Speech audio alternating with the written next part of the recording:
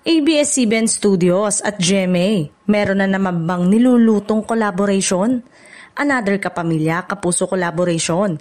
Pareho kasing naglabas ng art card ang ABS-CBN gayon din ng GMA Network na i-reveal sa Webes. Ayon sa inilabas ng Kapamilya Network sa kanilang social media pages, ilalabas na raw nila ang isang sikretong malupit habang bukas ang pintuan na may number 88 na nakasabit sa doorknob.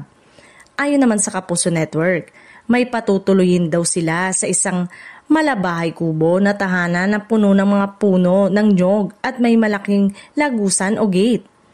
Hula tuloy ng netizen, muling magsasanib puwersa ang dalawang higanting media companies para sa isang serye na ipoproduce ng Star Creative. Matatandaang unang nagkaroon ng collab serye ang dating nagsasalpukang network noong 2023 sa pamamagitan ng Unbreak My Heart ni na Miss Jody Santa Maria, Joshua Garcia, Gabby Garcia at Richard Yap. Nagtuloy ang magandang pagkakasundo ng dalawang kumpanya dahil sa pagsasaere ng It's Showtime at Pinoy Big Brother sa Kapuso Station.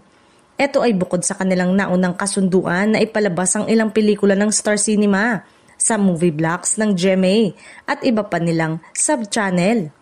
Ngayon pa lang ay excited na ang mga fans ng Kapamilya at Kapuso kung sino-sinong mga star ang mapapabilang sa panibagong collaboration ng dalawang istasyon.